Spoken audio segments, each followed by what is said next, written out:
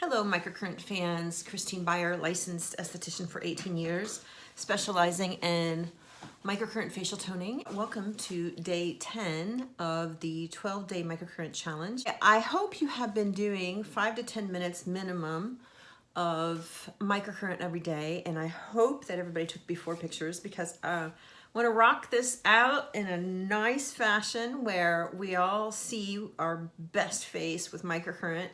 And I think after 12 days, you get a pretty good indication of where it's going. So stick with it and let's get started.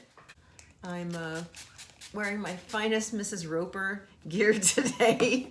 Some of my sister says that I have a Mrs. Roper style, and she's a stylist, so I guess she'd know. I'm trying to wean myself away from paisley and flowers, but I like it, why not? And I really love this double minied thing. It just makes life so much easier. So everybody remembers the first move is straight up on your neck, but that makes my neck look horrible, so I don't do that move. Microcurrent is all about experimentation, so go to Google and do an image search for facial muscles and find the one you like the best. Get one from the front, get one from the side, and print that out and keep it by where you work, because it's good to see what muscles you're working, how you're working them. So if you do a move and it doesn't make your neck or your cheek or whatever look good, then skip it. Find another move. Many moves on YouTube now, and just a lot of information out there now, which is great because it wasn't always like that. And then we do this. So the only time they actually turn it vertically and move it horizontally is when they're sculpting the jawline. Otherwise, if I'm going horizontally, I hold it horizontally, and that is in order to grab more muscle fibers in the direction we are trying to shorten. And I'm also trying to, I'm trying to shorten these muscles up underneath, shorten these muscles here. And so you can actually go from the corner of the mouth, corner of the nose to the corner of the mouth, and go up towards the ear, which this move does that. So this series has actually really turned out to be an educational series. It's like a crash course in microcurrent where I'm trying to relay my 15 years of microcurrent experience to you.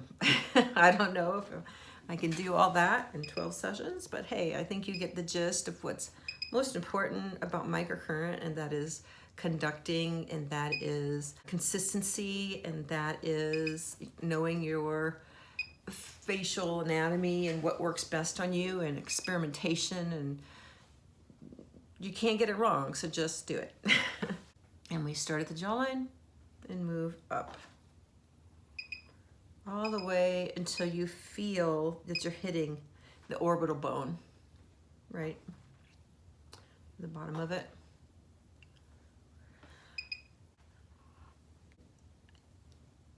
Clairblend tried to make it as simple as possible for people. Now you can get all fancy, but I think that if you follow the direction of the muscle fibers, in most cases you'll be able to shorten, and so many times that's what we're trying to do. And you notice that they don't have anything around the mouth because most people's mouths are overly tight, and I think maybe that's why they left it out. It doesn't mean you can't do it. I love my lip line move. I feel like this helps quite a bit. So I'm basically just pulling out those lip lines. There's current going from one end or one electrode to the other electrode on both of these. And so I'm working the muscles, but I'm also doing some myofascial release. You really just need to go lightly. And the microcurrent actually helps the fascia release faster than if you were just using your fingers. Now, I teach a lot about the ins and outs of how to lift the cheeks and how to lift the eyes and how to release the fascia around that. In my group, I have extended videos and exclusive content, but I do teach how to get the best results with microcurrent on my group because sometimes you need some guidance. So in my Clairblend mini users group, you can just post your question, and if somebody doesn't answer it before me, I will get to it and answer it for you. And a lot of times I'll do video responses. And so I'm gonna lift my cheeks.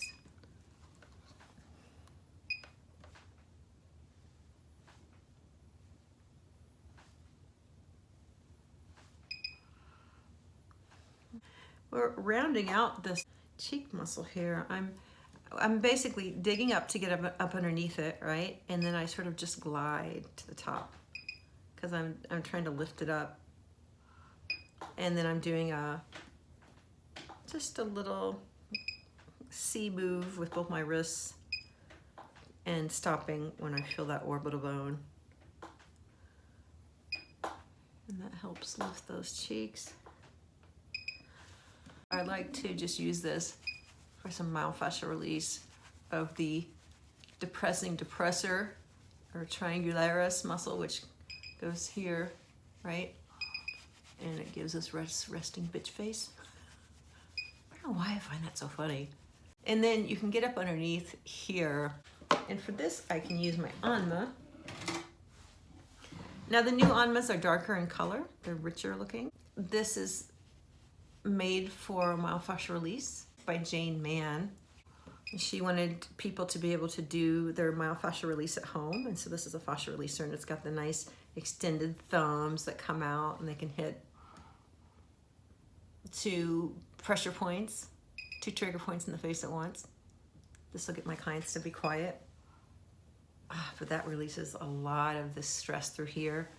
So much of our daily actions and daily movements bring our neck pulls up, which pulls our face down, and this helps release all that, and a lot of it happens up underneath this jawline.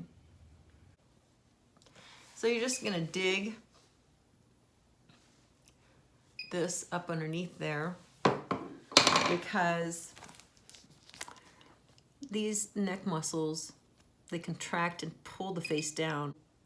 This is what gets shortened and it gets compacted. And so what we do with myofascial release or with the Anma is you need to go in there and just release gently. And then the fascia that covers those muscles releases. And the interesting thing about fascia is that it can get torqued down in any direction. So you really sort of have to work with it, and almost like when you're doing dermal rolling where they do the star formation, you want to work it in different ways to see how you can get it to release. So fascia gets restricted around repetitive facial expressions, and anytime you've had an injection or scraped your face or surgery or whatever, that it will get restricted. And so we're just trying to release it with the Anma.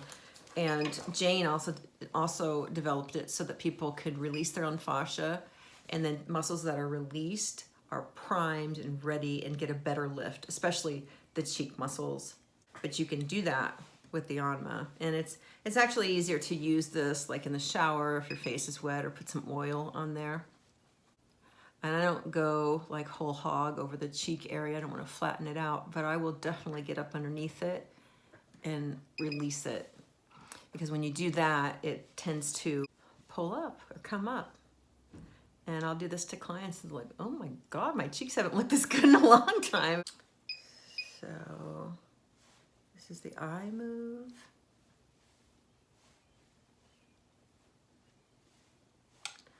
So I talk a lot about fascia in videos from maybe a year ago.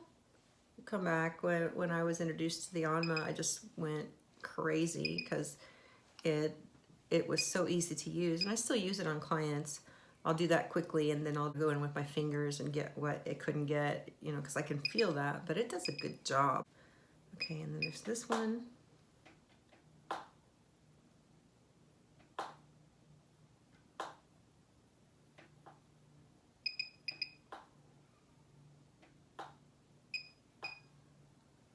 I'll hang out here for a little while. It just goes hand in glove. If your fascia is really restricted, that means your muscle's restricted, because the fascia controls the muscle and not the other way around.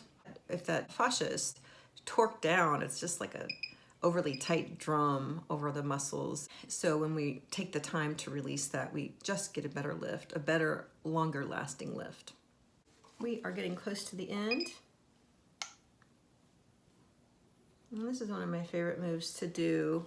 You come in here and you pull this out, pull it out, pull it out. A lot of times I'll grab the Anma and I will keep it on my bedstand and do it at night because it will just remove the scowl of the day. So that's it. I'm lifting my forehead, but it's not really gonna budge because it's Botoxed. But I want it to get the benefit of microcurrent, so I'm not pressing really hard. And also I'm having a contest for the next, I think, 28 days where you can win a mini. And how you do that is you basically share this video and take a screenshot of where you shared it and email that to cbuyercustomerservice@gmail. And then my assistant Kathy will tally up all your entries. Each screenshot counts as one entry. If you have the most entries, you win a mini. I entered the contest and I will see you tomorrow for day 11. Thanks for watching.